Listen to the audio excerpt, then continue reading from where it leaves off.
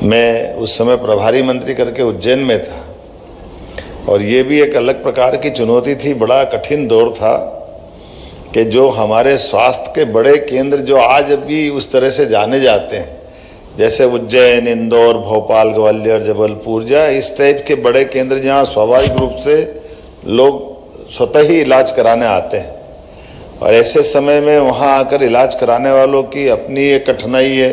उनकी व्यवस्थाओं को लेकर के जो स्वास्थ्य की सुविधाएं थी, उन सुविधाओं में हमने उनको जितना बेहतर से बेहतर होकर करते हुए स्वास्थ्य में आप सबको जुटे हुए देखा है।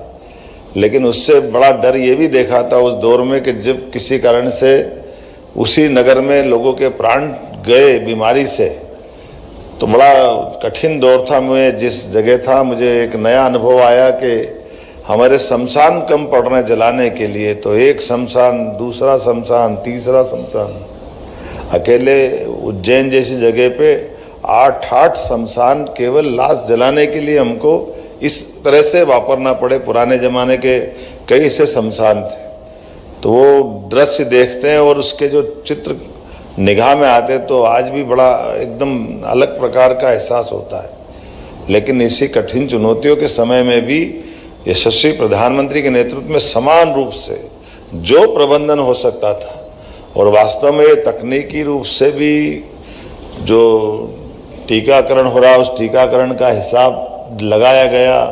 और दुनिया के ऐसे कई विकासशील देश, विकसित देश, जिनके लिए हेल्थ में बड़े बड़े अलग प्रकार के उनको अपनी सेवाओं के लिए जाना जाता था, वो हमारी व्यवस्थाओं को देख के दंग थे कि ये हो कैसे गया।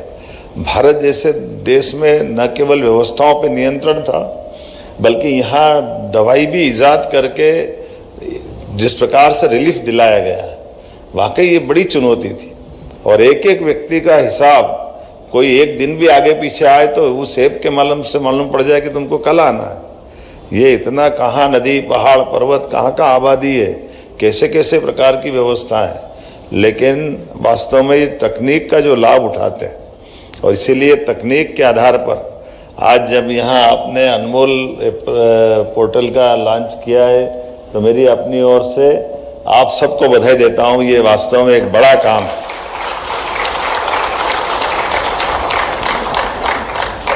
जब हम तकनीक की तरफ चलते हैं तो हमारी व्यवस्थाओं की तरफ भी ध्यान जाता है, और व्यवस्थाओं पर ध्यान देकर के, जैसा माननीय स्वास्थ्य मंत्री जी ने कहा है कि हमने अपनी सरकार के गठन के समय हमारे 2 मंत्रालय अलग अलग चलते थे। एक चिकित्सा शिक्षा मंत्रालय अलग, एक चिकित्सा पूरा काम देखने वाला अलग।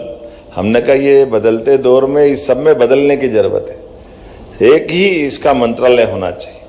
और इसीलिए हमने आते ही पहला निर्णय ये लिया कि 2 मंत्रालय को एक किया।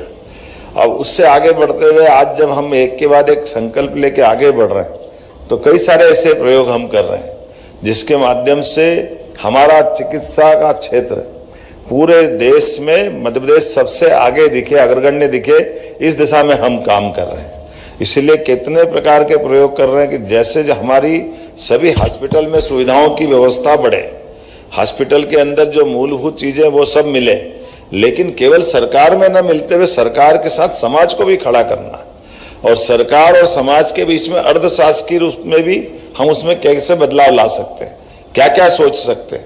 इसीलिए आपने देखा होगा कि हमारे यहाँ यद्यपि थोड़ा रिकॉर्ड खराब था, 1956 में मध्य प्रदेश बना, लेकिन 2002-03 तक हमारे पास केवल 5 मेडिकल कॉलेज थे।